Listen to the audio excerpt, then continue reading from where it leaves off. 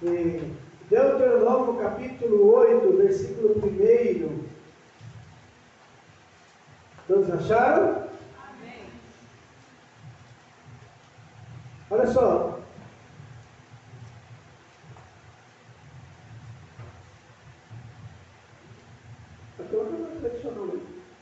Todos os mandamentos que hoje te ordeno, guardareis, para que os cumprir, para que vivais e multipliqueis, e entreis e possuais a terra, que o Senhor jurou a vossos pais, Deuteronômio 8, verso 2.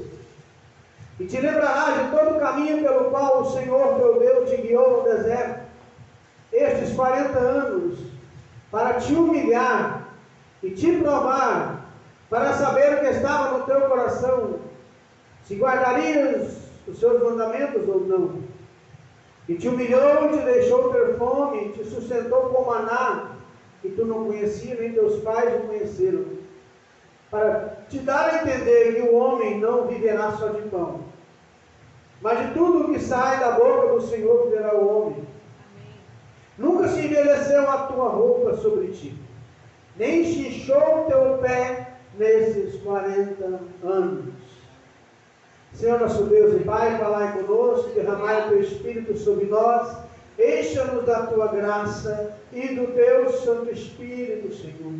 Vem tocar nessa irmã, nesse irmão, ó Pai, ó meu Deus, que a tua mensagem possa entrar em nossos corações, que nós possamos, ó Senhor, ser transformados, aleluia, nesse momento pela sua santa palavra, Deus. Ó Pai, que nós te louvamos, nós te agradecemos, Senhor, porque até aqui o Senhor tem nos ajudado, porque até aqui o Senhor tem nos guiado nesse deserto, Senhor. E nós vamos, Senhor, entrar na terra prometida, porque a tua promessa é em João 14, porque eu vou e voltarei e vou tomar vós para que onde eu estejais vós também. Amém. Aleluia. Podemos assentar? Irmãos, prestem atenção. No deserto, Deus cuida de você. Todos sabem o que é um deserto, sabe? O que é um deserto? É uma região, um lugar pouco habitado, e além de ser um lugar pouco habitado, é de animais muito ferozes.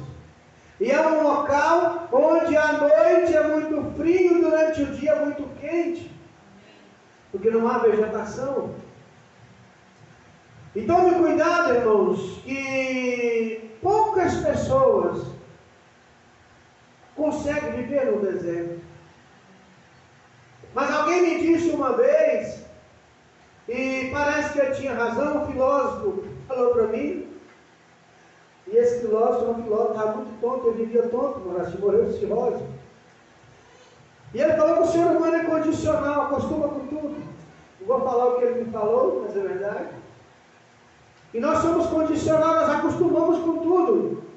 Nós que vivemos aqui no Brasil, um clima tropical, ainda quente, nós não daremos conta de viver num local extremamente quente, como nas regiões desérticas do Saara, região da Arábia ou em torno de Israel.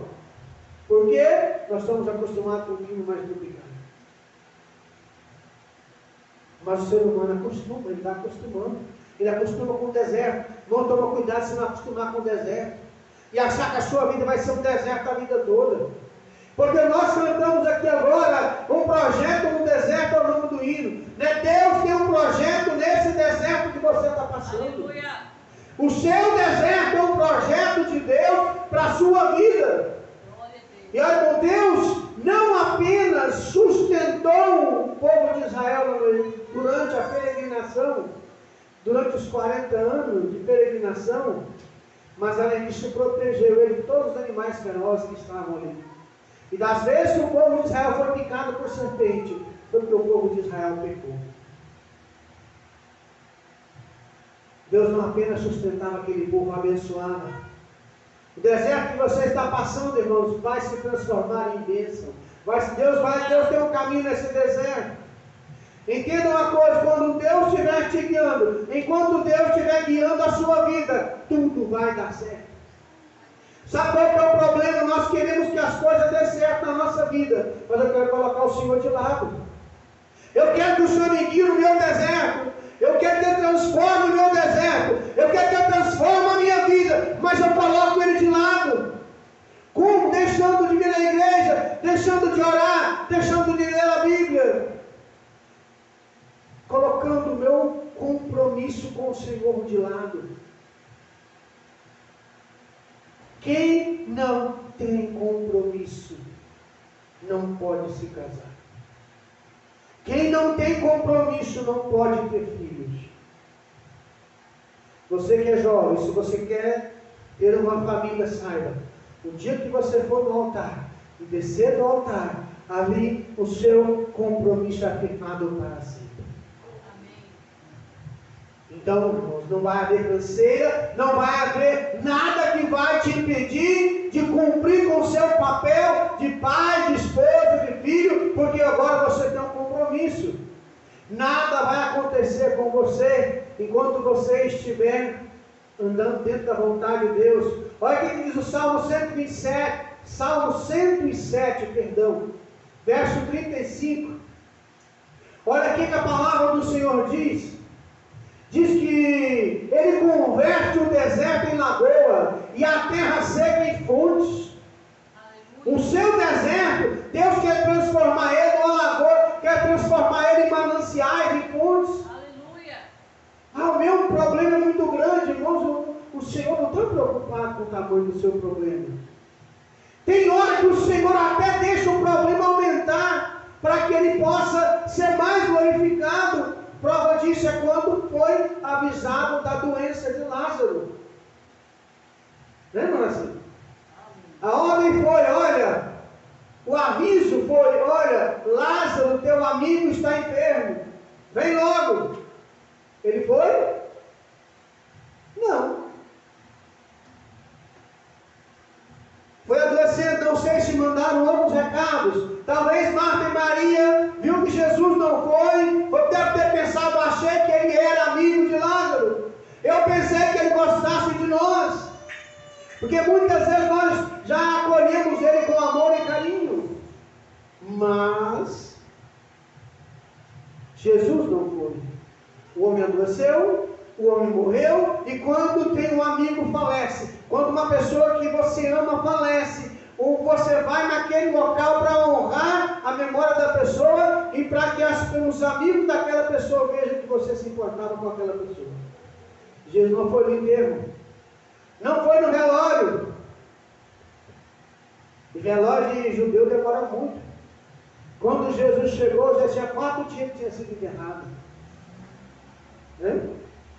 Mas quando ele chegou, o Senhor chegou para quê? Para resolver o problema. Seu problema é grande, Deus está chegando para resolver.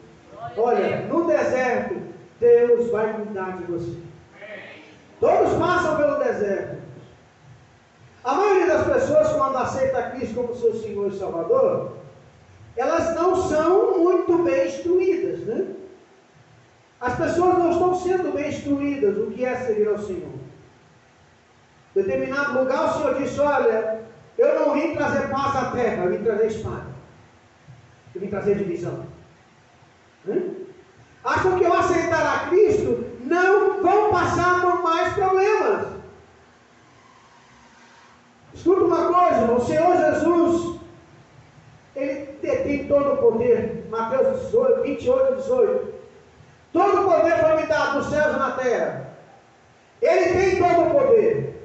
João 13, 13. Vós me chamais mestre e Senhor, e dizei bem, porque eu sou. Eu sou o mestre e eu sou o Senhor. João 13, 13. Jesus se declarou, eu sou o mestre e eu sou o Senhor. Ele tem poder. Mas eu gosto que está escrito em João capítulo 1, versículo 1.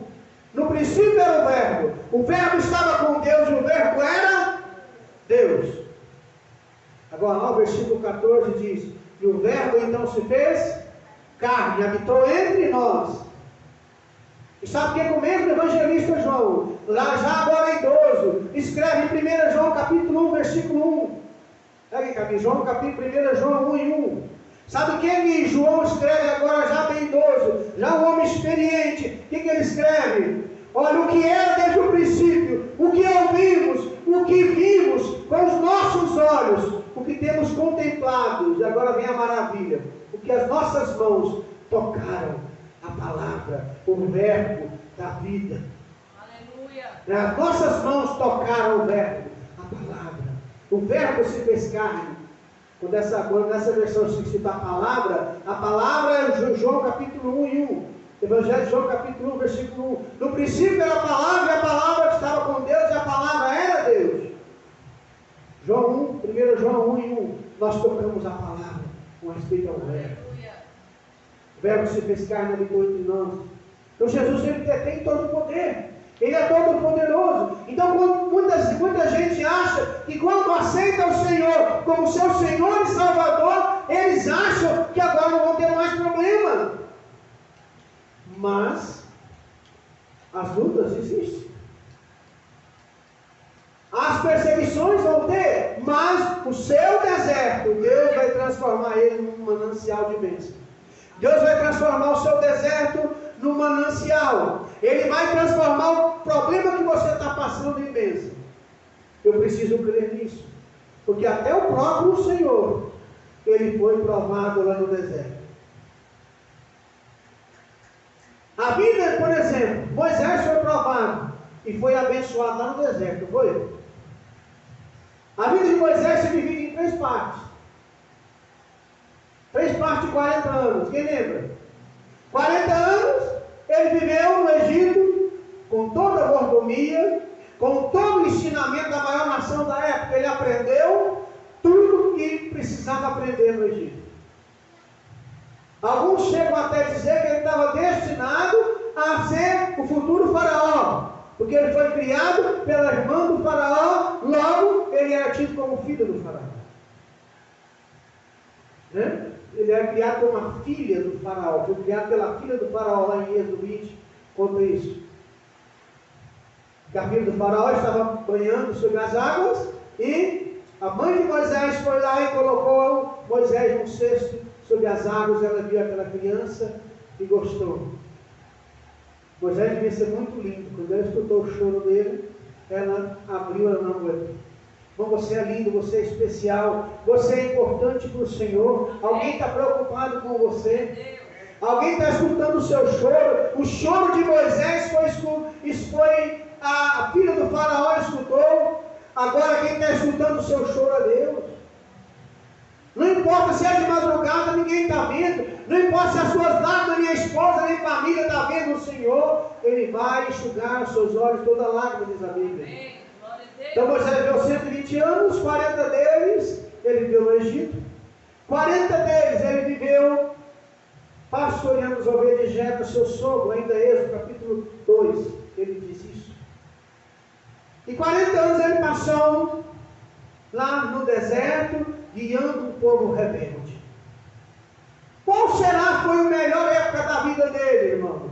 Você que é servo de Deus, quem lê a Bíblia, quem já leu essa história, levanta a mão. Misericórdia, gente, vamos ler a Bíblia, povo de Deus. Ninguém leu Êxodo. Qual será que foi a melhor parte da vida de Moisés? Quando ele estava lá no Egito, com toda a mordomia, sem saber o que é dificuldade, o que é dor, sofrimento, ninguém amolando ele. Moisés está contando, diz a Bíblia, que Moisés lá no deserto, ele ficava o dia inteiro julgando o povo de Israel. E não acredito que lá tinha ar-condicionado, era o sol mesmo. Ou debaixo de uma árvore, em algum lugar, sombra da montanha, mas ele ficava o dia inteiro ali. Qual foi a melhor parte da vida dele? 40 anos num palácio, na mordomia, 40 anos no deserto com o povo, atormentando ele tanto, que ele não entrou na terra prometida por causa daquele povo atormentou ele. Então você pode falar, foi porque ele pecou, Deus mandou ele falar com a rocha, ele gritou, bateu com força, com cajado. Mas o povo atormentou ele tanto. Ou foi aqueles 40 anos, dos 40 até os 80 anos que ele passou, que ele adquiriu uma família, que ele casou com a filha de Jetro, seu sogro. Qual foi a melhor parte da vida dele? humanamente falando, eu vou dizer que é dos 40 aos 80, né? Ele ficou com a família, tranquilo. Mas quando foi o momento da vida dele que ele viu mais milagres? Foi no momento de dificuldade, dos 80 aos 120, quando ele ficou servindo a Deus, quando ele ficou servindo o propósito de Deus, servir a Deus, ele sempre servia. Quando ele viu o mar abrir, quando ele viu as pragas, quando Deus usou ele, e de todas as maneiras possíveis. Você está passando por um problema, irmãos, mas o seu deserto vai abençoar outras pessoas. Amém. Posso ouvir um glória a Deus aí, irmão? Glória a Deus. Hoje eu vi um pastor, um pequeno videozinho pequeno, e o pastor falou assim: irmão, tem igreja, talvez você já tenha visto, tem igreja que é tão fria, que se entrar um pinguim ali, ele vai sair com resfriado daquela igreja, tanto que ela é fria.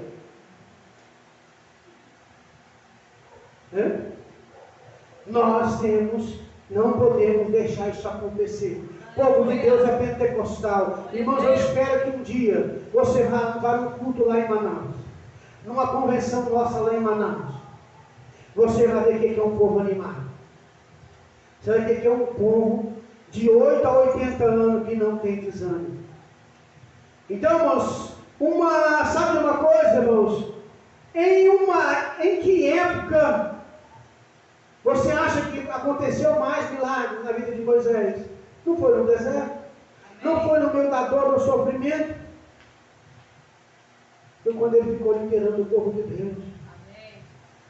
Foi em meio, irmãos, à escuridão que Moisés viu uma coluna de fogo. Foi em meio à sequidão da incredulidade do povo que ele viu água brotar da rocha. Aleluia. Né? Eu preciso crer um pouquinho mais. E quando a sede bateu, naquele povo lá no deserto escaldante, que o povo viu a água brotar da rocha. Milagre vai acontecer na sua vida se você não desanimar. Aleluia! Oh, meu Deus! Entenda uma coisa, por um deserto Deus vai cuidar de você. Aleluia! Qual o problema que você enfrenta hoje, irmãos? Olha, irmã, qual o seu problema? Se você estiver no deserto, mas se Deus te fazer parte da sua caravana, se Ele fizer parte da sua vida, não vai acontecer nada com você. Moisés, ele viu a mão de Deus. Ele teve o privilégio de ver o mar abrir. Glória a Deus. Ele teve o privilégio de ouvir o vento soprar a noite inteira. E quando amanheceu, o povo passou a pé enxuto no meio do mar. Aleluia. Moisés viu a coluna de fogo. Moisés viu o maná descer do céu. Ninguém nunca mais viu depois dos 40 anos. Moisés viu a água brotar. Moisés viu as codornizes vindo. Moisés viu o milagre acontecer. Irmãos, olha, eu preciso passar pelo meu deserto também. Seu deserto está duro, não desanime. Não desanime no seu deserto. Faça como Davi, eu vou esperar confiantemente pelo Senhor. Ou como Monlázaro dizia, eu vou passando pela prova e dando glória a Deus. Isso não é brincadeira, não. Você precisa glorificar o Senhor no meio da dificuldade. Porque o seu deserto pode ser o lugar da sua bênção também. Amém. José, por exemplo. José começou o seu legado, não foi no deserto? Amém. Eu acho que José viveu uma vida em torno de 16 para 17 anos, mas foi com a mãe e com o pai. Onde ele aprendeu, olha só, irmãos, durante 15 ou 16 anos. É por isso que a Bíblia diz lá em Provérbios 22:6: pai, mãe, ensina seu filho no caminho que ele deve andar, porque ainda quando for ver, não se apartará dele. Olha só, José conviveu com pai e mãe durante 15 para 16 anos. Alguns acham que ele foi vendido como escravo em torno de 16 para 17 anos. Mas olha só, durante todo o período que ele ficou lá no Egito, sem nenhum parente, sem ninguém perto, como assim, sem igreja para congregar, sem pastor para ensinar, sem irmão, sem ninguém, talvez muito poucos falavam a língua dele, ele teve que aprender aos poucos a língua egípcia. Mas durante todo esse tempo, Ele permaneceu fiel. Por quê? Porque ele aprendeu em casa valeu a pena. Irmão, você que é pai e mãe, saiba de uma coisa: que você ensina para o seu filho vai valer a pena. José era filho de Jacó com Raquel, a esposa amada de Jacó, a mulher que Jacó amava. Por essa mulher ele trabalhou 14 anos, só para casar com ela. Você jovem, está disposto a trabalhar 14 anos por causa do amor de uma moça? O jovem até baixou a cabeça. Camila, será que você vai achar uma para dar 14 anos para casar com você? Vai até mais, né? Então, será que você vai conseguir trabalhar 14 anos? Irmão, você que é jovem, né, Cassie? Sabe, irmãos, eu estou falando de um homem que trabalhou 14 anos porque ele amava uma mulher, uma moça. Né? E José, irmãos, sabe qual significa? Todo nome judeu tem um significado. O nome José, Deus aumenta? Deus acrescenta? É uma pergunta. José significa Deus aumenta? Deus acrescenta? Mas na vida dele funcionou isso. Todos que são, irmãos, especiais, que são usados por Deus, serão alvo de invejosos. José era jovem, não era? Lembra quando os irmãos dele viram que ele vinha de longe? Seus pais falaram assim: ó, vai, seus irmãos faz tempo que a gente não vê ele, vai ver onde seus irmãos estão. Quando viram de longe, os irmãos de José viram ele, que era o irmão que vinha, o que eles falaram? Lá vem o sonhador. Vamos pegar ele, vamos matar ele, quer ver? Quem que vai valer os seus sonhos? Irmão, os seus sonhos, ninguém pode matar ele. É os seus sonhos, ninguém pode matar ele. Tiago, nosso dia gravou uma música, ninguém matou meus sonhos, ouviu? Foi eu mesmo que enterrei. Ninguém matou meu sonho, foi eu mesmo que enterrei ele. Só você pode enterrar seu sonho, mais ninguém. José foi para a cisterna, venderam ele como escravo, foi para o Egito, vendido para os ismaelitas. Gênesis capítulo 37. Todos, irmãos, todo mundo sabe as dificuldades que José passou. Ele foi comprado por Potifar, chefe da guarda. Lá ele foi para a casa daquele homem. Deve ter ficado muito tempo até o homem perceber que tudo que ele fazia era abençoado. Mas quando você ora, quando você busca, quando você põe a mão, Deus abençoa. Potifar passou a perceber que quando José começava a tratar do gado, do rebanho, das ovelhas, aquele gado começou a ser abençoado. Ele viu que quando ele cuidava da plantação, o negócio rendia mais. Assim, esse homem é diferente. Eu vou pôr para cuidar de tudo que eu tenho. E José logo trocou de roupa, vestiu uma veste especial que representava que ele era mordomo daquele homem. Ele já não era um escravo qualquer, irmãos. Entenda, você não é um escravo qualquer. Nós somos servos do Deus Altíssimo. Você é especial. No deserto, Deus está cuidando de você. Deus está cuidando de você. Você acha que não, mas está. José então foi para a casa de Potifar. Da casa de Potifar, como sabemos, ele foi para o calabouço. Do calabouço ele ficou 2 a 3 anos ali, sem merecer. Mas é interessante quando ele foi preso, porque quando havia uma suspeita de adultério, mesmo uma suspeita, o que acontecia, irmão? Era automaticamente, a pessoa era condenada à morte. Por que José não foi, né? Porque provavelmente Potifar ficou com uma pequena dúvida. Em vez de mandar matá-lo, prendeu aquele homem. Mas o dia chegou. Quem sabe, irmãos? O mesmo Potifar foi enviado, o chefe da guarda do faraó. Vai lá buscar na prisão. Tem um homem chamado José lá. Traz ele para mim. Eu quero que ele interprete um sonho para mim. Já pensou se foi José, que foi lá buscar, o Potifar que foi lá buscar José? E já pensou se quando Potifar ouviu a interpretação de José a respeito do sonho de Faraó, e ele começou a ficar de boca aberta, porque aquele homem era usado por Deus. Imagine só, eu queria estar lá, irmãos. quando o faraó tirou o anel do seu dedo e passou para José. E agora o Potifar era obrigado a obedecer o servo. Irmãos, o servo virou Senhor, e o Senhor virou servo.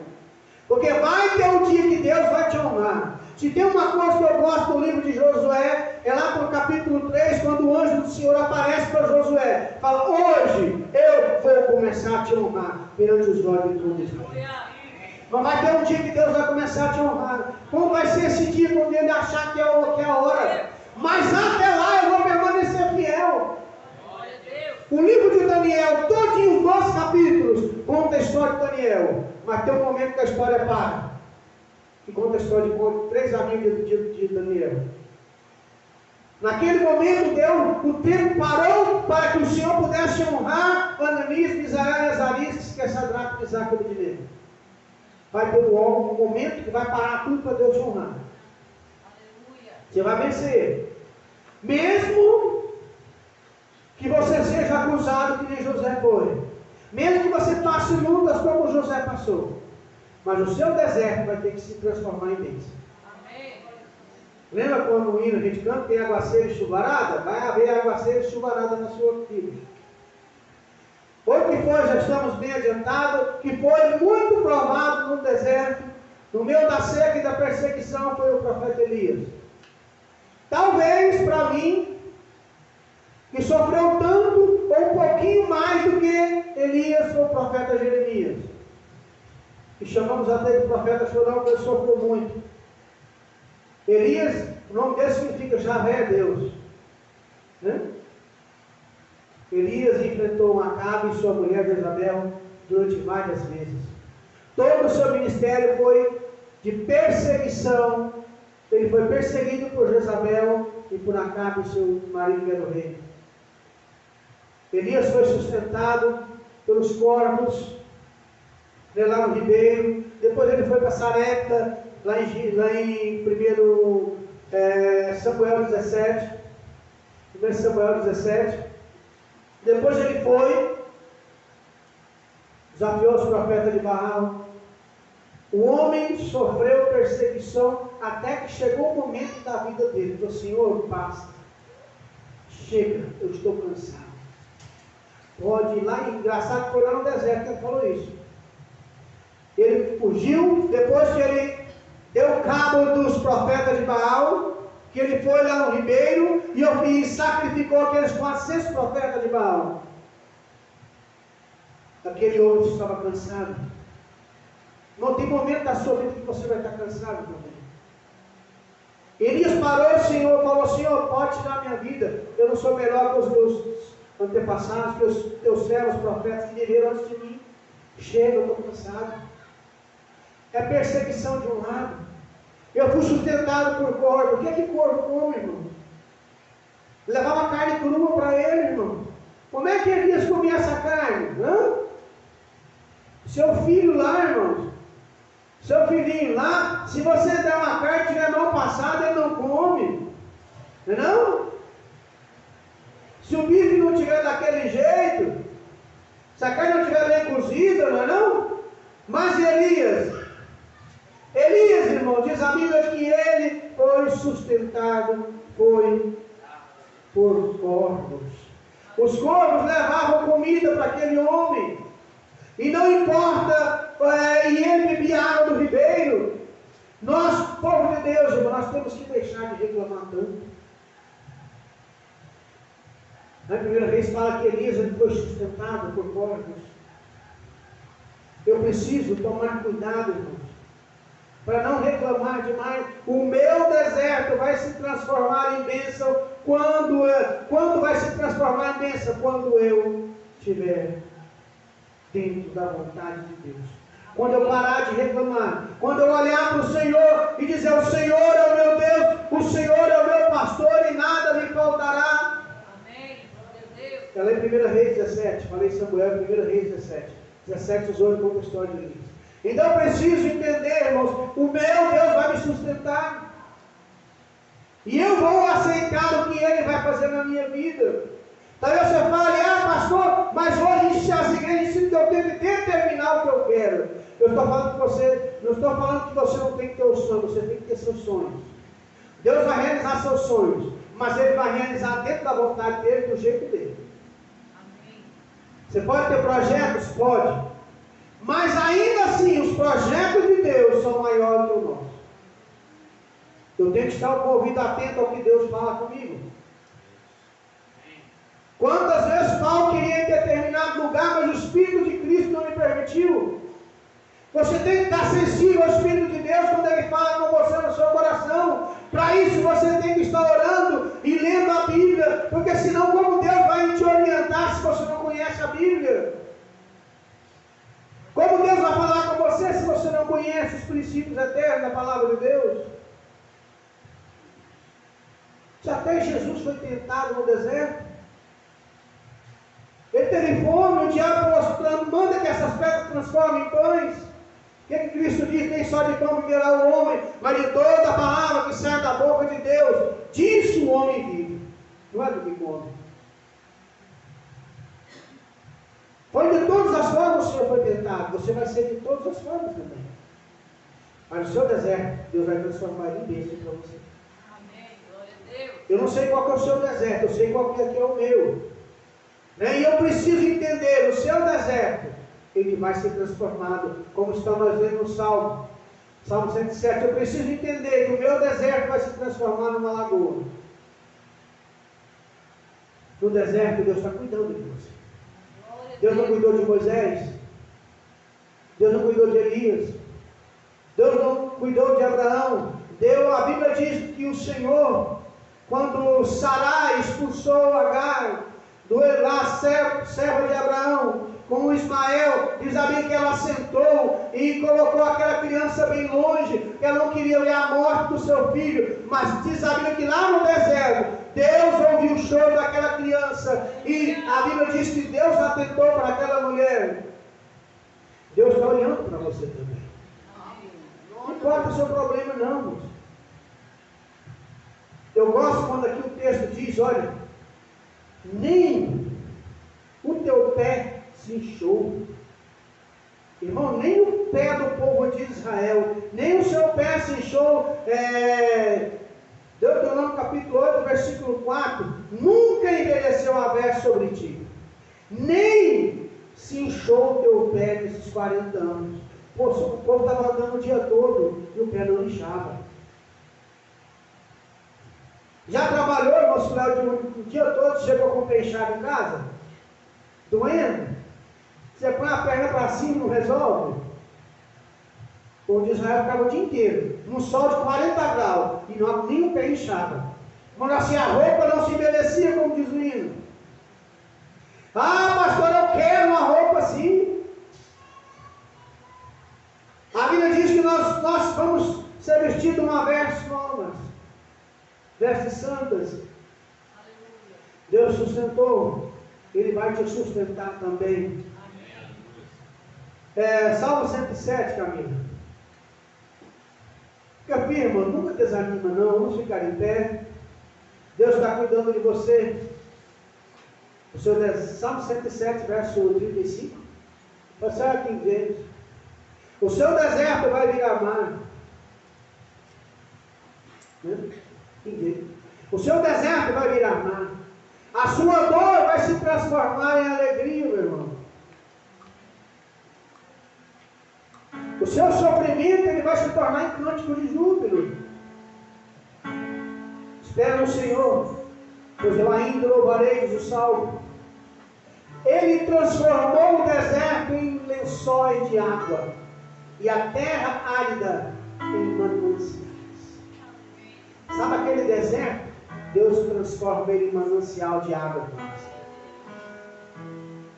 E o Salmo 42, verso 5 diz, olha só, irmão, grava esse versículo aí, Salmo 42, 5 na sua Bíblia, marca ele. Olha o que o salmista diz. Por que estás assim tão abatida, minha alma? Por que você está assim tão abatida? Por que te perturba dentro de mim? Espera em Deus, porque eu ainda o louvarei. Eu disse, minha alma, por que você está perturbada? Espera no Senhor, pois eu ainda o louvarei. nós vamos louvar o Senhor. E você vai louvar o Senhor no seu deserto. Qual que é o seu problema? Chega em casa, quando você for dormir, ajoelha. Fala com Deus, Senhor, qual que é o meu problema? É quando Deus falar, você pega e anota num papel e põe dentro da Bíblia. Fala assim, a partir de hoje eu vou olhar para esse problema de outra maneira. O que o Senhor quer fazer na minha vida? O que o Senhor quer me usar? Como eu posso transformar esse deserto em um manancial de bênção? Como? Deus quer mudar a sua vida, irmão.